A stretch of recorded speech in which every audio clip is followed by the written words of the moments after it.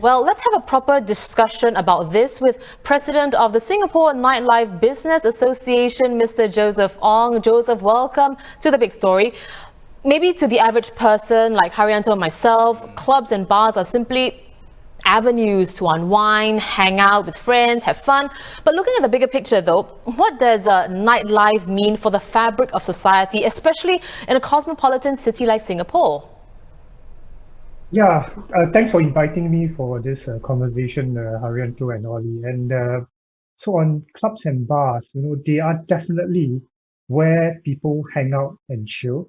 But more importantly, it's also where acquaintances are made without the formality or planning that an office meeting or a restaurant meal requires. And in the past, we are talking about interactions of multiple like-minded people, people that are very diverse, people from the West and the South, mixing with the people from the East and the North. Every culture understands the concept of let's get a drink together. So I feel that this is what clubs and bars really actually means to a city like Singapore. And beyond the social aspect of it, because you mentioned really the social aspect of it, let's talk about in economic terms. How much of a driver is nightlife for Singapore's economy? Yeah, so this is the unique thing about the F&B sector that we know. It is well known that it is a sector that contributes very little to the GDP itself. It probably contributes about 1% overall. Clubs and bars are a fraction of that. But the F&B sector is a supporting function, and it supports 100% of where our GDP comes from. Especially in areas like tourism. You will not actually ask, your HR function how much revenue they're contributing to the company, but you know that they are essential to keep the business going. Well, Joseph, some of the clubs, like we saw at Zouk especially, that, they are pivoting to a more F&B slant. So, but at the same time, they are, some of the other clubs and bars, they are hitting some obstacles, especially when it comes to, getting all these necessary licenses to operate as an F&B business. So on that note, should the authorities expedite the approval of these necessary licenses for these clubs and bars to pivot to F&B businesses? There are multiple considerations.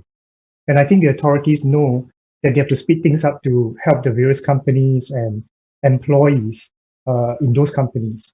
The agencies that I'm working with definitely are doing all that they can to try to expedite the pivoting of these businesses. But it is really a learning process for most of us at this moment. And sometimes we get through one agencies and then we have another agency that didn't understand what was done previously, and hence there are some delays. We are hoping to overcome all this as quickly as we can.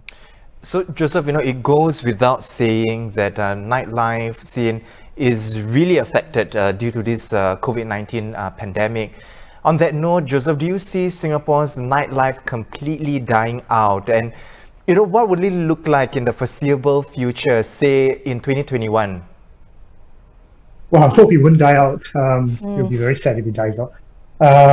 No, my personal opinion is that even if there's no vaccine, many clubs and bars will just change the way they work, the way they handle customers, the way they do their business. So maybe intermingling among strangers will stop, and people who sit and drink with one another would now be people that you know and therefore traceable. Not somebody that you just meet on the dance floor or bump into at the bar. Entertainment will also morph into something more maybe subdued, maybe a bit more distant. And these are all temporary measures. These are probably measures that will take place if there is really no vaccine and we are still required to keep our social distancing. But the moment there's some form of cure or vaccine, I am very sure we will then go back to life as we knew, where intermingling itself is actually very important amongst different people to form the acquaintances and to get a friendship going. So I think nightlife is going to be there. It's going to morph, but it will not die out. Right.